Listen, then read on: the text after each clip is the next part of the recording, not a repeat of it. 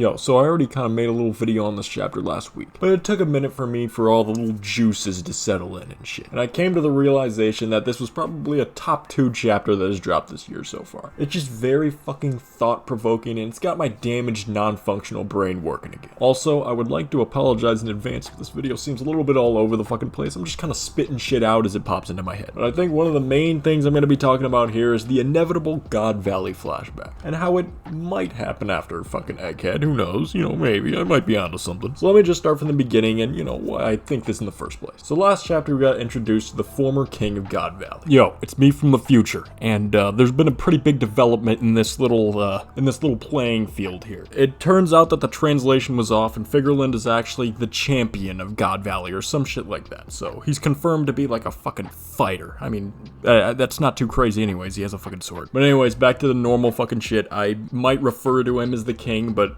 just know that's not right anymore.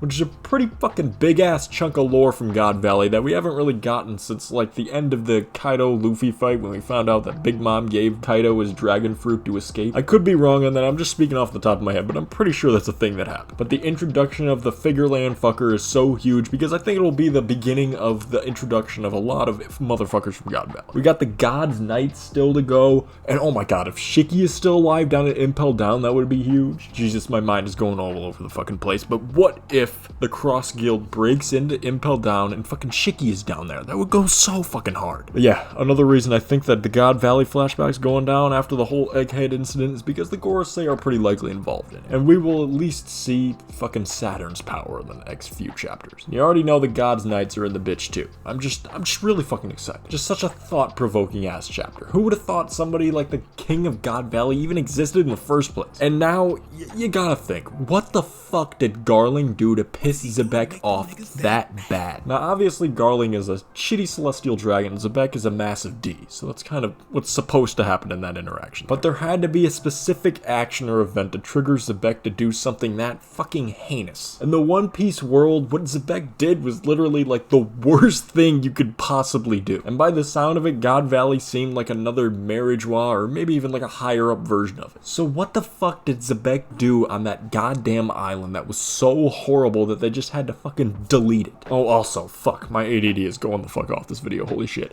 How did they even get rid of God Valley in the first place? We found out that the Mother Flame, or whatever the fuck it's called, didn't even exist, or at least it wasn't functional back in the day. So what the fuck blew that shit up? Could it be that Zebek just sucked it up with his dark fruit? I don't know. I mean, we don't know what the fuck Zebek has. It's pretty possible considering that Kaido and Big Mom were fucking flying away from the island trying to escape. It just seemed like a kamikaze-ass move from Zebek, now that I'm looking at it from this perspective. Oh, and what Zebek wanted, which I'm assuming is like being the fucking king of the world or whatever, even pissed off other Ds like Garp and Roger. So Zebek just had everyone fucking piss at him. It's just weird that he would go after God Valley of all places. But fuck, I feel like we're just one little reveal or introduction away from a God Valley flashback. But I don't think we'll see anything like Zebek's face before the flashback. I just feel like there's gonna be some kind of huge ancient weapon reveal that needs to be made in order for the flashback to take place. Oh my fucking god, how could I forget my arch nemesis Shanks D. Rat? So I have kind of came up with something in my mind that could make sense, but it could be disproved pretty quick. And it's that, what if all the God's Knights are from the Figureland family and Shanks is just an abandoned or lost member? Like, all of the fucking God's Knights are Shanks' brothers and cousins and shit. Now, that's not to say they're strong as the Rat, but they sure as hell won't be weak. Ooh, wait, what if God Valley was like an army camp or some shit for the Celestial Dragon? We know that an extremely high up Celestial Dragon stayed there in Garling, so there have to be some super strong motherfuckers there. I bet all of the God's Knights fucking resided in God Valley or some shit. Maybe it's like the Marine for Celestial Dragon. But that's enough about God Valley. I just want to shut that part off in my fucking brain. Let's talk about Egghead now.